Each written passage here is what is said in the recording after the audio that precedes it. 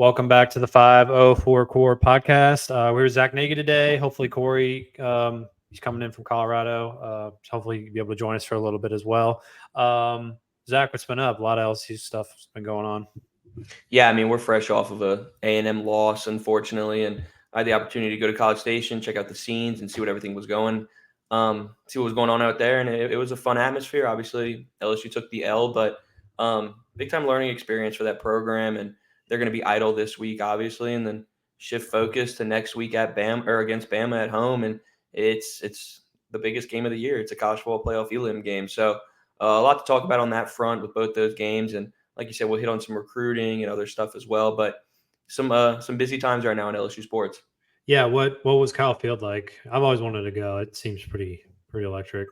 It was electric. I mean, that's the best way to put it. For me, I want to go as a fan. I'd love to go check it out as a fan, but being there, kind of just checking out the scenes, just being on the field by the players and stuff, and getting to look up at the 108,000 people there, it was mind blowing. It was probably one of the best atmospheres I've ever been in, and the only other two that rival it for me is probably LSU Bama 2022, and then LSU Ole Miss this year in 2024. I mean, Really? it was a party in that stadium, dude. Kyle Field's a freaking madhouse. Do they heckle people? Hell yeah. It was awesome. I mean, dude, their fan base is crazy. I know, like, everybody talks about, like, how weird they are and, like, stuff like that. And yeah, I mean, certainly they got some weird people, but the crowd was rocking. They did good. And every single time LSU had the opportunity to kind of get themselves out front and push A&M out of the game, obviously some madness would happen and LSU would let them right back in it. And once the fan base was in there, it was hard to get LSU to pull away. Yeah, I mean, once they put in their quarterback, their backup QB, it was over. Is that what you chalk it up to? I mean, I know you tweeted something. It was pretty mind blowing. What you tweeted. What was it? Let me see. Yeah, no, I mean it was the 8 completions. Yeah, they completed 8 total passes that game, Mike. Like I sat there and I was just like, what the hell are we doing? And I guess we can kind of tie this all into an A&M recap in a way, and I'm not gonna say too much on it because we're obviously a week out. But look, you had them in the first half. Garrett Nussmeier was looking like a first round quarterback. He looked fantastic. He was kind of completing all those throws that you look for in a quarterback. There was relative diversity in the playbook. Not really. You were kind of falling back on Nussmeier to do anything and everything. And he was doing it. He was doing everything that you asked for. Defensively, you played Connor Wegman out of the game, quite literally, to where they had to go to their QB2. He went 6 for 18 for 64 yards. I mean, you were cruising. LSU was cruising up double digits at halftime, and then boom, a tale of two halves, right? Like you enter the second half, and it's all A&M. They make their quarterback change, and Nussmeier throws that first pick. And I've never really seen one play kind of determine the outcome of a game. But if you want to kind of slice and dice it, for me, I mean, the first interception where he's rolling to his left, throws it across body, 50-50 ball, and it's caught by A&M. I mean, the trajectory of the game shifted right there. And then A&M ultimately goes in and punches in a score, makes it a 3-point game, and the rest is history. So no answer for Marcel Reed, QB2. Right when you thought you had him, I mean, you had to stop his legs. Right when you kind of thought you had his legs stopped, he throws a 54-yard bomb to Noah Thomas across the middle, which is one of 2 completions he had all night. So it was an interesting game, one of the most unique I've seen in quite some time. But look, tale of two halves. LSU couldn't pull it off, and A&M got it done. Yeah, and then a lot of LSU's thing on defense this year. I mean, they haven't been great, they haven't been terrible, but they've been kind of a bend but don't break defense this year. And then they, A&M went 6 for 6 in the red zone. So another, focal point too is I don't understand really the running game, that it really hasn't come into fruition like a lot of people thought it would. With the, they got a pretty dominant offensive line, but they just can't run the ball. So what did you think of the play calling by Sloan this week? Look, I think everybody's going to sit back and say, like, where's the rushing attack? Where's the rushing attack? And it's kind of like, why continue to try to force feed this rushing attack? It's just not working. Either you have to simplify it or just stop doing it. And they went on the route of kind of nothing. I mean, they tried it, but it didn't work. You carried the ball 24 times and you averaged 1 yard per carry. You had 24 yards total on the ground at A&M, and they had 242 yards on the ground. Like, it was one of the craziest lopsided differentials that I've seen in a while. And for me, there's just no pop. There's no juice in the rushing attack. You have Caden Durham, but when you're not allowing him to kind of find open lanes and do what he can to create an open space, it's nothing. So for me, the play calling was unique. I look back to the third quarter where you had just missed a 48-yard field goal attempt, right? And in the first half.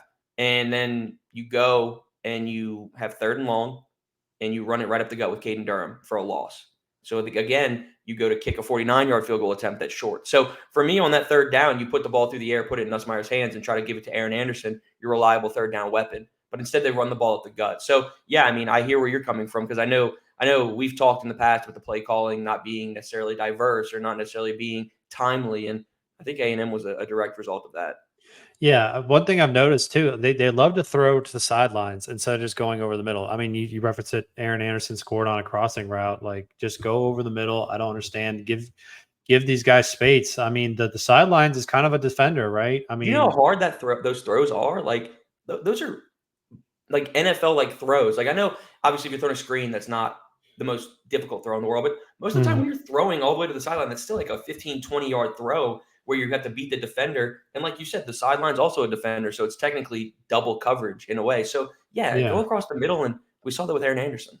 I mean, that's what it was with Denbrock too. And I noticed that even game one, they just kept going to the flats. And I mean, they just kept going and cover three. A&M made adjustments and LSU didn't. I think it's really simple as that. I mean, like you said, tail of two halves. Nussmeier looked really good in the first half. I think he had a pick in the first half as well, but I've always said that, you're getting a really talented QB, but everyone says gunslinger, and I think it's pretty accurate. He's going to turn the ball over at inopportune times, but you take the good with the bad, and it just kind of is what it is with that guy. I mean, people want to bitch, if you go from Jaden Daniels to Nussmeier, but Nussmeier is still not bad. I think like 97% of the other programs in college football would love to have Nussmeier. So, yeah, it's just unfortunate. I'd put it more on the coaching more than anything else. It's just unfortunate, they didn't get the result they wanted, but, it is what it is. Kind of moving forward here to Bama. I'm sure you've watched tape on it. What do you kind of chalk this game up to for, keys to victory on both sides? I mean, it's gonna be a fun one, obviously. Like you're in an atmosphere. Are you coming in for that game? No, I got Daniel Tosh is coming in town. He never comes here. I gotta see the goat. So got you.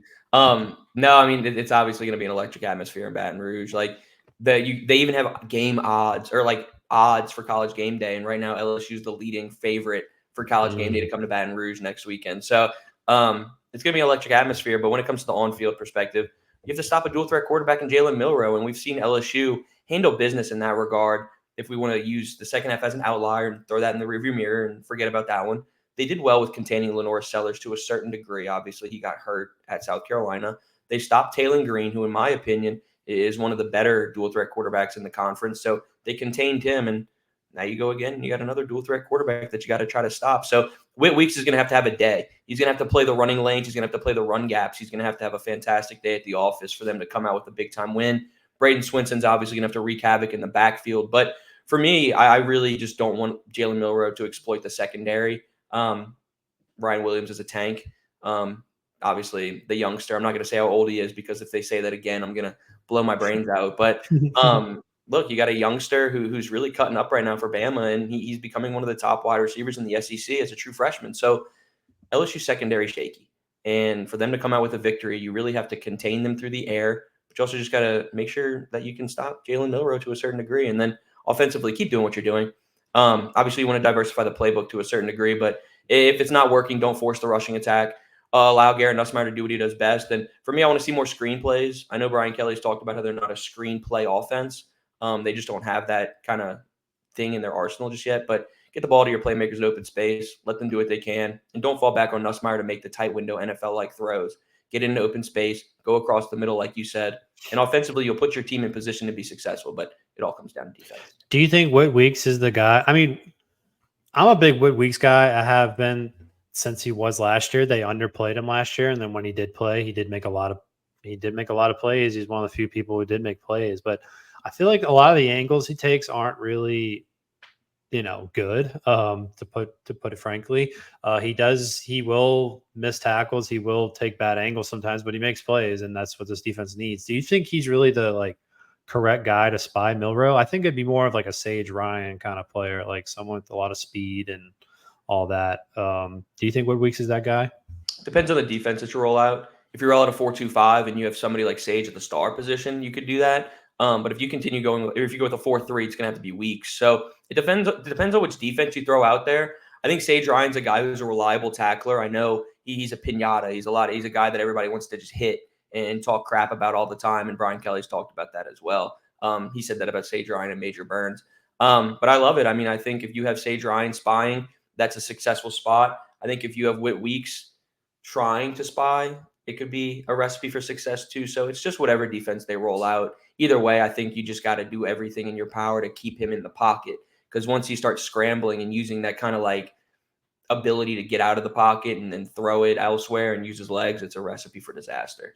Yeah, I think so too. I'd rather have someone with speed than someone without or less speed, rather. So, yeah, I think that'd be interesting. I think this is the kind of game where you'd miss Harold Perkins as well. I think Harold Perkins would have been perfect as kind of that spying player. But yeah, Corey actually just rolled in. Let's see. He's loading, but yeah, I think Sage Ryan might be the guy for that. What do you think of Bryce Underwood news recently? Yeah, I mean, obviously, it's kind of like the talk of the town, right? Like everybody is reading all this stuff about Underwood and the headlines, and Michigan offering $5 million plus, and all these other NIL packages and benefits, etc. For me and everybody that I've spoken to, obviously, it's not pleasant to see all this outside noise, but Underwood's a Michigan native. I think the Wolverines would be foolish to not try to recruit this guy with full force. And they're obviously starting to expand that NIL package and really developing on the NIL front. And $5 million is a ton of money, but it's over 3 years, and LSU knows what it takes to get the number one player. And they knew that back in January when he committed. So there's a lot of buzz, there's a lot of talk, and LSU isn't kind of unaware of that. So this weekend, offensive coordinator Joe Sloan's going to make his way to Michigan. He's on a flight headed up there today to go and see Underwood in person. He's going to watch his playoff game, and that'll be one of back-to-back weekends where they'll have FaceTime together. So they'll have a visit on Friday with Joe Sloan and company. Fast forward to next weekend at in Baton Rouge and Tiger Stadium, and Bryce Underwood will be on his official visit to LSU. So for me, it's a lot of buzz and a lot of people running with headlines, and I respect that because there's certainly dialogue between Underwood's camp and Michigan. I'm not unaware of that. There's certainly been talks between the two, but LSU's been aware of that from the jump. They'll see him today. They'll see him next weekend. And then we're about 32 days out from the early signing period. And you look forward to kind of seeing him put pen to paper and shut this thing down. But LSU's been aware of all the talks. And it's important to note that the only place he's visited since he committed to LSU on January 6th is Baton Rouge. He hasn't taken an official visit anywhere else. It's been just LSU. He hasn't checked out Ann Arbor and gone and seen Michigan, despite them being 30 minutes down the road. So LSU's in the driver's seat here. It's their player to lose, and I think they know what it takes to get him to sign the dotted line during the early signing period in December, and I look forward to seeing him do that because all signs point towards that being the result. What's your confidence level that he ends up in BR? Pretty high? Yeah, it's pretty high. If I wouldn't put a number on it, but I think all signs point to him putting pen to paper with LSU, barring any change at the buzzer. But LSU knows what it takes financially to get a guy of his caliber, and they're going to do everything they can to match whatever they need to do.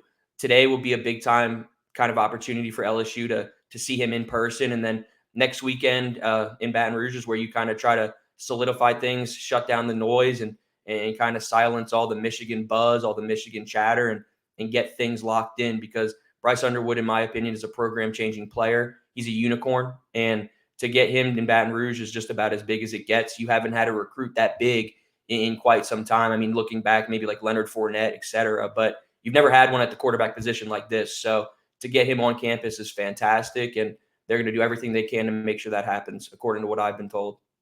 Yeah, it'll be interesting to see what day is the official day for early signing period. It's December 4th through the 6th. I believe it's that Wednesday through Friday.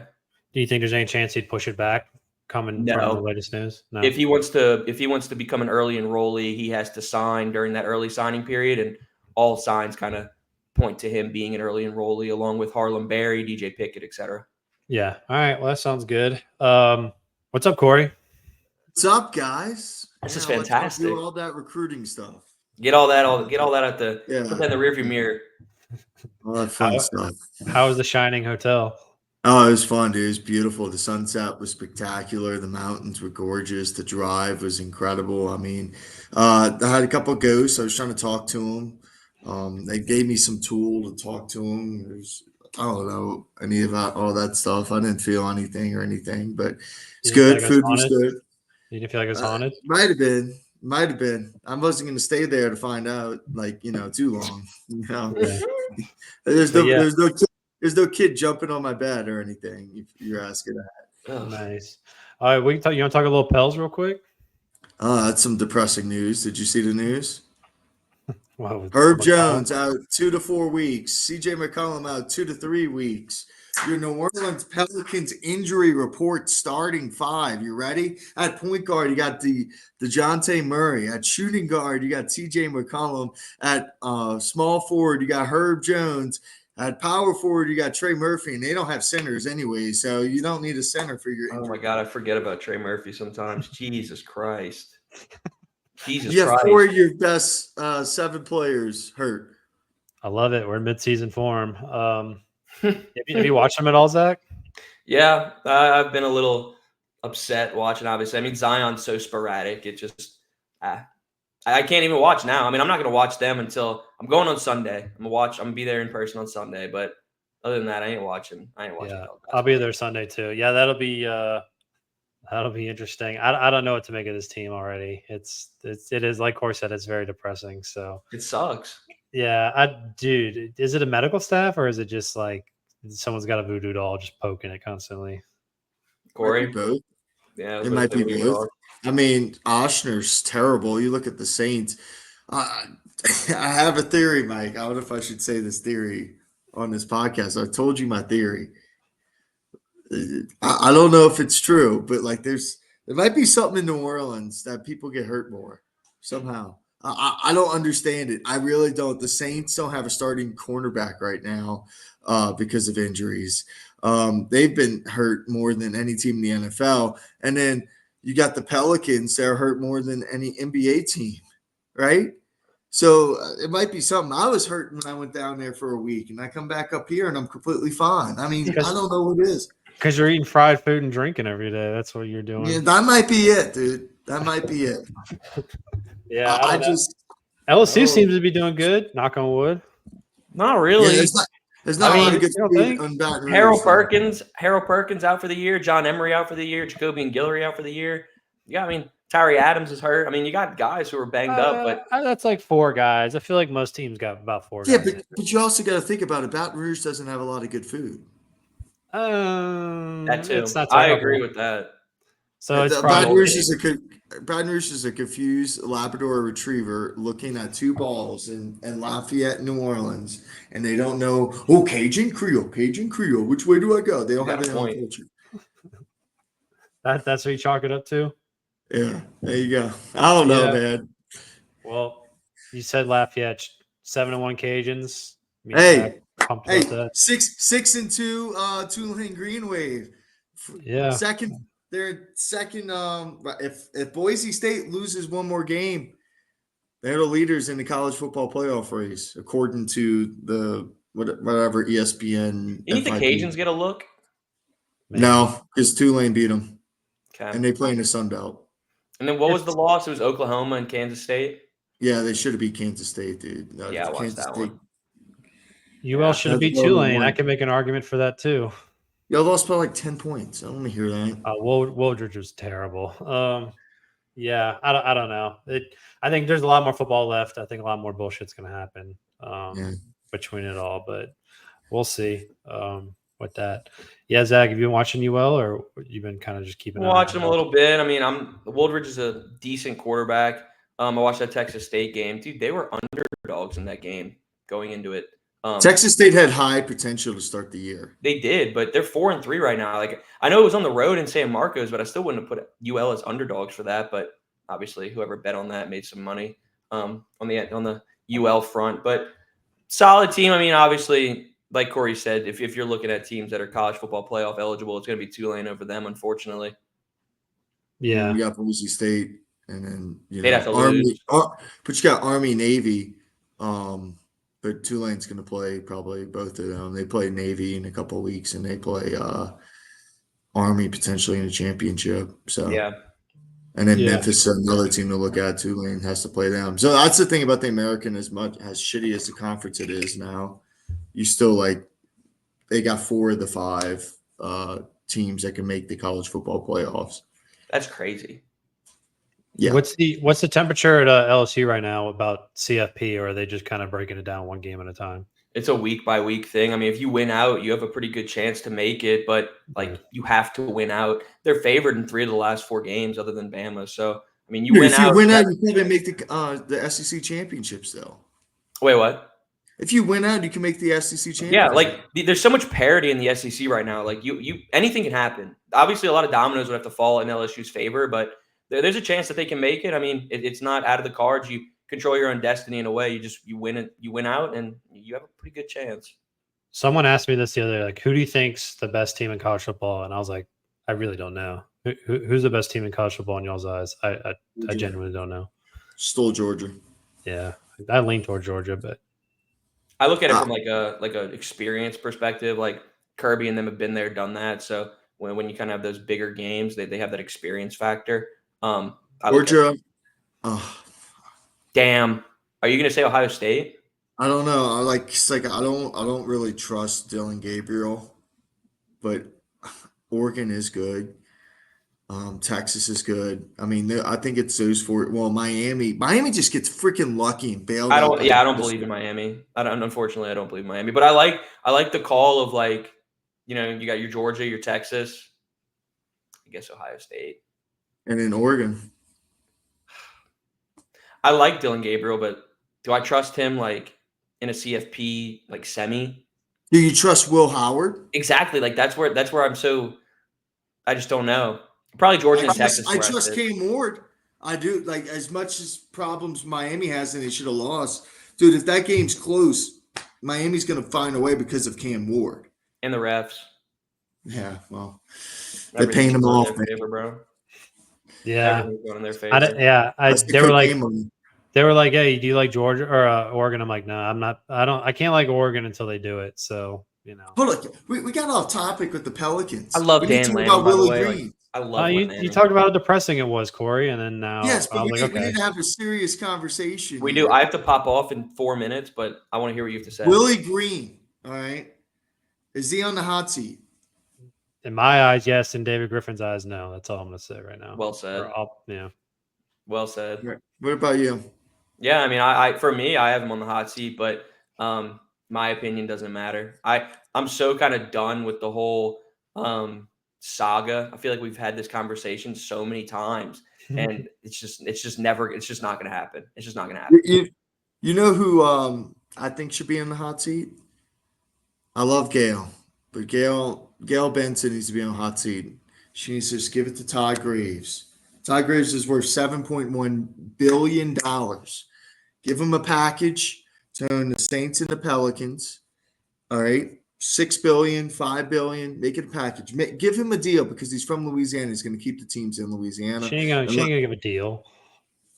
Dude, she's 85 years old. She doesn't have any kids. Bro, she hasn't even gone into the tax one fucking time. She's cheap. She inherited $5 billion from Tom Benson. She gets $5 billion to live out the rest of her life. She'll be okay. What do you think the Pels are worth?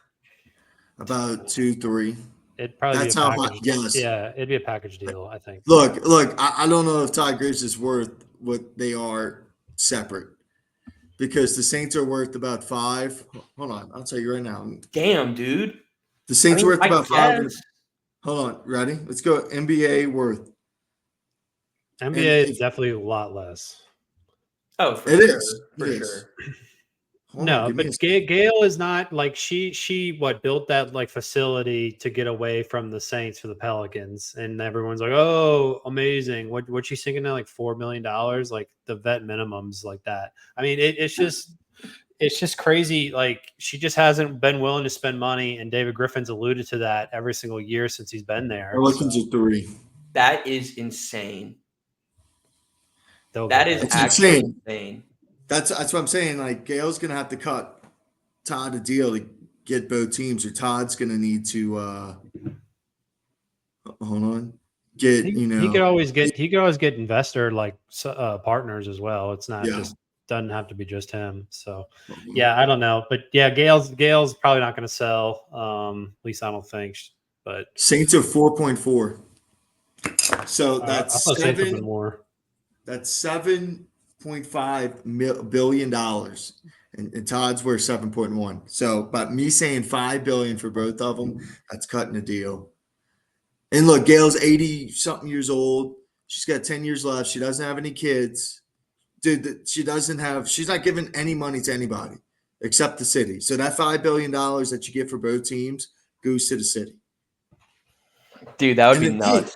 And then the city takes $1 billion of that, And builds a blows new it. arena for the freaking Pelicans, and then you transform I gotta that. pop off, guys. All right, bro. Peace Y'all out. keep going. I want to hear what you have to say for the rest. Keep going. Keep going. Oh, all right. Yeah, just all right. Bye. Yeah, just that's what I would do. Because apparently, whatever money she gets from that when she passes away and she does sell it is going to go to the city. Wait, is it in a will? How do you know that? Yes, it's in the will. It's been known in the will. Wow. Well, so it'd be kind of be like what Sterling had when the NBA owned it. I mean, how's that going to work? Hold on, let me read it. Okay. Gayle Benson's Will. selling. I need to know. All right. She ain't going to sell it, Corey. I hate to break it to you. I know, but hold on. I'm not saying she's a bad owner. I'm just saying she's a cheap owner. Dennis Lauscha, when Gayle passes away, Dennis Lauscha will have control and decide who will get the team. Who is that? And that's the Saints and Pelicans. Like, he's the vice president. He's the second in command. It's Gayle, Dennis Lauscha, Mickey Loomis, right? Okay. He will have control of both teams and determine who gets the teams. Okay. And then the money made from that will go to the city. So that's what I'm saying. Just do it right now. I don't think she wants to do it. I think she likes to be in the spotlight. She does. So at least do half. Sell half right now. Yeah, maybe in like a couple of years I could see it. I don't know. Like she got all this money from Tom, and then she hasn't gone into the tax. She hasn't really shown any like willingness to really spend. I guess she just kind of focuses on the Saints. It seems like. I mean, Mickey Loomis keeps putting her in a hole with the salary cap, and that does cost the owners more money. So maybe she thinks like, oh, well, it just balances out or something. I'm not sure, but yeah, I think people are starting to turn on her a little bit. I'm not turning on her, but I'm just looking out for the future of both organizations if they continue to lose money. You need an owner that is young, energetic, and passionate. You think the Pels are losing money? I don't think the Pels are losing money. I think the arena. I think the NBA is going to start pressuring them with the arena.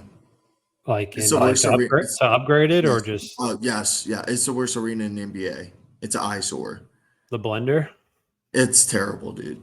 As somebody who covers the Nuggets and goes to NBA arenas, it's a problem.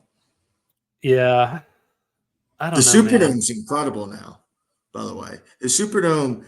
I know you went into a power field on Sunday, but walking around the Superdome now, Superdome's better than Power Field. Superdome is. I was there. I was there for the Denver game too, like the Saints Denver game. They definitely have made it a lot better. I just don't know what you do to the Pelicans that would just kind of transform it. You can't. You got to build a new arena, and you probably can't do that until you get the money from the sale with the team.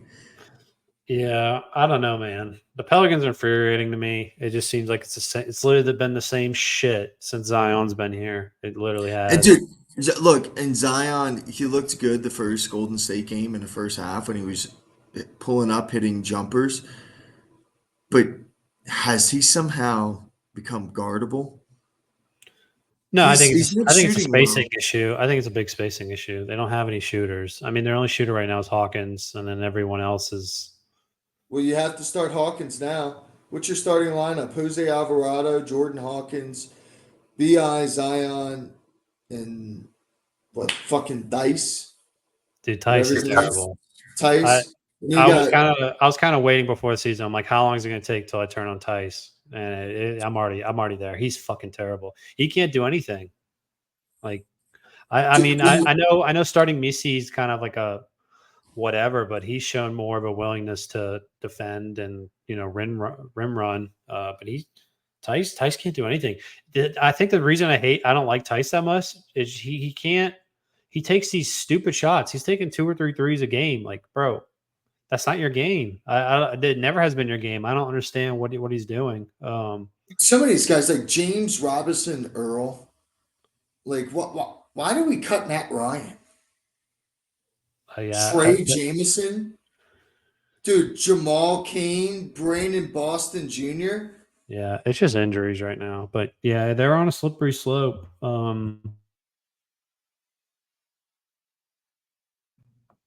That's terrible. Yeah, I don't know. Yeah, I don't know.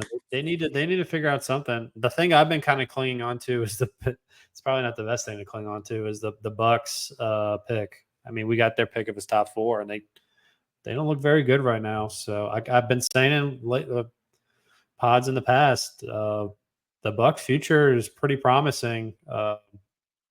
Like promising in a negative way for us or a good way for us. It's aging roster. There's already a lot of rumors of Giannis wanting to get traded. So, we got to swap next year. We got the pick after that. And yeah, man, that's the thing I'm kind of clinging on to right now. So it's just kind of doing good. You got Milwaukee, was it top 4? Yeah, that's what I'm saying. You got that pick for this year, and then next year is a swap, and then the year after that we get the more favorable between ours and Milwaukee due to the Murray trade. So, yeah, I don't know what to make of the Pelicans. 1-4? Huh? The Bucks are 1-4. Yeah, they don't look good at all. Like Lillard had 4 points last night. Giannis, they're just already rumors swirling around about him possibly already leaving. So it kind of got drawn up last year. So I don't think Giannis is a diva by any. I don't think he's a diva, but he does have diva qualities about wanting to win and not being loyal and all this other shit. So if they keep losing, Mike, we're going to be on Cooper Flag watch. yeah, I just get in the top 4. I don't, Cooper Flag would be obviously a dream, but getting the top 4. This year's loaded draft wise. That's why I was kind of disappointed we shipped away the Lakers pick with Murray. I mean, I don't know what the Lakers are going to be. Lakers are one injury away from just being terrible as well. So, I don't know, man. The Pelicans are infuriating, huh? The Lakers look good, dude. Yeah, it's a long season. I could say Bucks are gonna turn it around as well. So there's a lot of season left. Yeah, just get healthy. How many times have you heard that, right? For the Pelicans. So or the Saints. It's with both of these teams, dude. Well, Saints, I want to lose out at this point. Just give me a top 5 pick. There's literally no benefit in winning these games right now. Like people bitch about the same stuff. Oh, get rid of Dennis Allen, start over. Mickey Loomis has got to go. The only way this stuff's going to happen is if we lose out. I know it's for the best long term. You get a top 5 pick, you either grab like a really good offensive lineman or whatever players there that you could probably turn the franchise around in a really positive way. So, yeah, no, going 7-10 is not going to be something positive for the Saints. I'd rather just be 4-13 than 7-10 and end up with the 12th pick. So I'd rather just kind of get. What's going to happen with Derek Carr coming back? What? They're going to win like 3 in a row. Well, they got the Panthers. What else? Got Panthers, like Browns, and some other mid team. Let's see. But the Browns aren't terrible. Browns got a respectable defense. Falcons, that's always a tough game, no matter how good or bad each team is. Rams, Giants. They'll probably split those. Commanders, they'll probably lose. Packers will probably lose. Raiders, they'll probably win. Tampa. If they 7-10. That's what I'm saying, dude. It's aggravating. Just keep losing. I don't know what else to say. People don't like hearing that, but tough shit. Like, I think it's way more beneficial in the long run.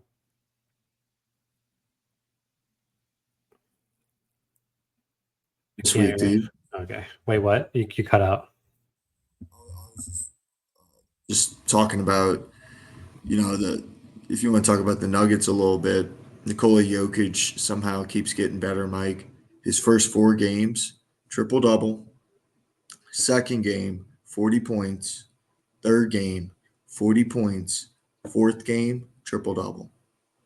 What's y'all's record? He's What's averaging. Denver's record right now? Now calm down with y'all. They are. I think they're 2-2. Let's say they might have played last night while I was in that freaky hotel. I don't remember. Yeah, they're 2-2, and his stats this year, it's pretty insane. 31, 12, and 9. That's his 31, stats 12, right now? and 9. Yeah, 31, 12, and 9. How he keeps getting better every year. It's amazing to me. And Jamal Murray is not the same player to start this year. He wasn't the same guy during the playoffs last year. He's been struggling. Michael Porter Jr. has been struggling. Christian Brown's been a surprise with this team.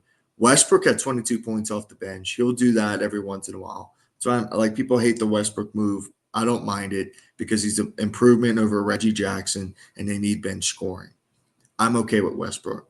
He's not going to be closing games for you. No, I think Westbrook will be good if he's not playing with Jokic, which is insane to say because Jokic makes everyone better. But Westbrook's obviously a ball dominant player, so he needs the ball in his hand to succeed. Yeah, I don't. Denver will be okay. I feel like. Is there a trade to be made with Denver? I don't know who you would trade. Porter is obviously the first name to come to mind, but you trade Michael Porter Jr., but I don't know. Yeah, who's the player to go after? There's not like an obvious choice, in my opinion. Giannis. No, I don't know. Giannis and there's Jokic. an obvious player if they just suck, but they're not going to just suck. It's Luka. They don't have the assets. Yeah, but Luka would force his way to Denver. You think? Oh yes, 100%. 100%. OKC's like, watch this, and then they give you 15 picks, and yeah, that's right. But Luka's like, I'm not going to play for anybody, but he wants to play with his best friend. Are they best friends? Yes. Does Luka and Jokic even make sense? I guess it does. It would be the greatest fucking offense we've ever seen.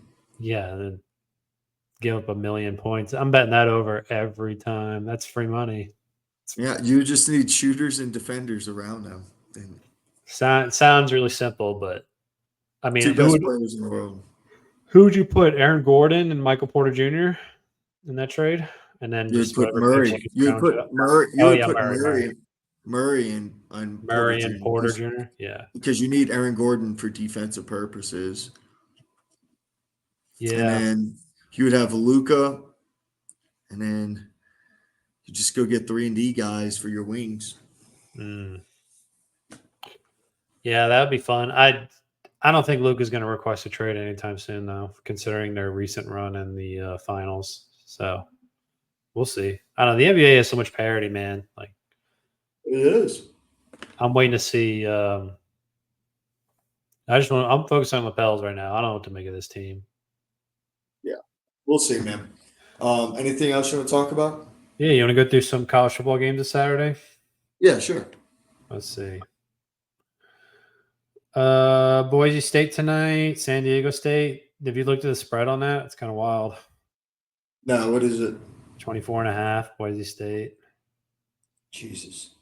Game of the week: Ohio State, Penn State. What you got? Hold on. Let me pull up the bets real quick, Mike. The slate this week isn't really that great. Give me a second. I gotta do my face scan. All right. All right.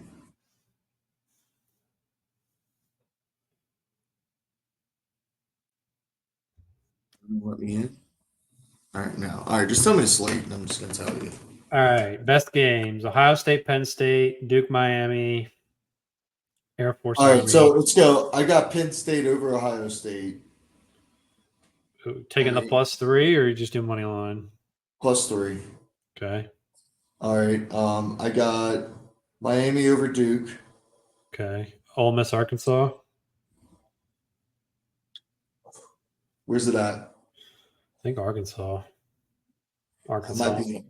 What's the spread? 7.5. Ole Miss. Yeah, give me Arkansas 7.5. The cover. Air Force, Army. Air Force should win, or Army should win. Army. Minnesota, Illinois. Minnesota is favored by 3. Illinois. Oregon, Michigan. Oregon's 14.5. I think Michigan can cover because the style of what they play defensively and just running the football. I can see Oregon having a statement game this week. Yeah, I could see it either way, but I could see Michigan cover. Yeah, I think that half point might be kind of crucial. Florida, Georgia, UGA is 14.5. I mean Georgia, right? Iowa State, Texas Tech. Iowa's 13.5. Dude, give me Texas Tech for an upset this week. That's my upset pick of the week. Taking the points for safekeeping, or are you taking the money line? I'm going fucking money line this week. What is the money line? Let's see. I bet it's 600. What is it? +380. Damn. Yeah, that'd be fun. That's a fun bet. Indiana, Michigan State. Indiana's favored by 8. What's Michigan State's record this year? I know nothing about Michigan State. 500, 4-4. Yeah, give me Indiana again. Kansas State, Houston. Kansas State by 13. Yeah, K-State. A&M, South Carolina. A&M by 3. It's kind of a trap game for A&M. Yeah, South Carolina is not a bad team. This is the best 4-3 team I've ever seen. Yeah, give me South Carolina money line. I think A&M, is going to be too high off of that LSU win. Yeah, if they lose, it's going to put the SEC in a tailspin. Louisville, Clemson. Clemson's favored by 10. I could see Louisville winning this game. I got Clemson. Clemson's playing well. I'll take Louisville +10 on that, not the money line. Kentucky, Tennessee 17.5. Wow, that's kind of crazy. All right, Kentucky to cover.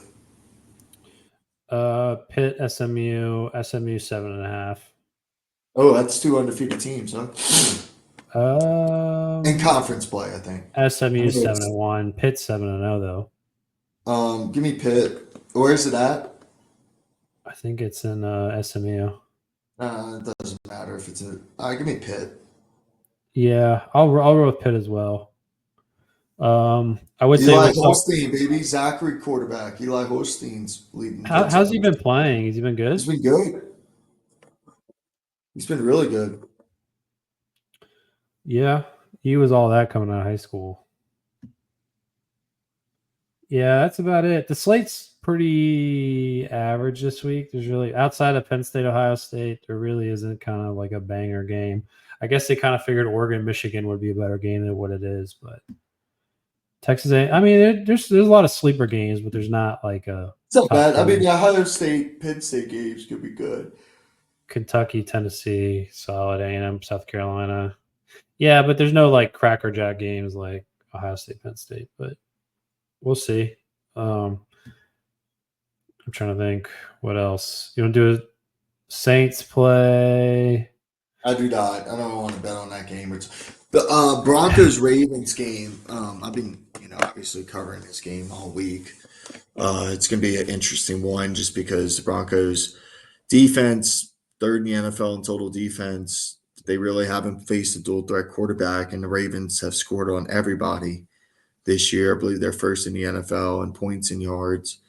It'll be interesting to see how Denver schemes Lamar Jackson, and then also how Bo Nix plays against a suspect Ravens defense. That's an interesting game for me, obviously, because I cover it, but it's the big game of the early slate. Jim Nantz, Tony Romo is calling it 2-5-3 teams.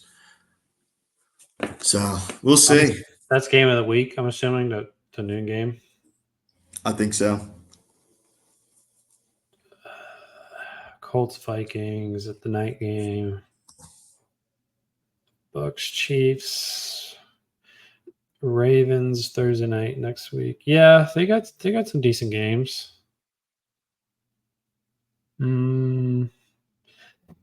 Saints cover 7, yay or nay? That's the last question I'm going to ask. Say it again. Saints cover 7, yay or nay? That's the last question I'll ask. Are they playing this week? Panthers. Yeah. No, I don't know. God damn it. Yeah, no, I don't know. God damn it. Give me yes.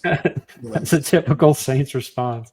Yeah, the over-under is 43.5. I think it should be like 16, honestly. Yeah, I think Saints will cover. The Panthers are terrible.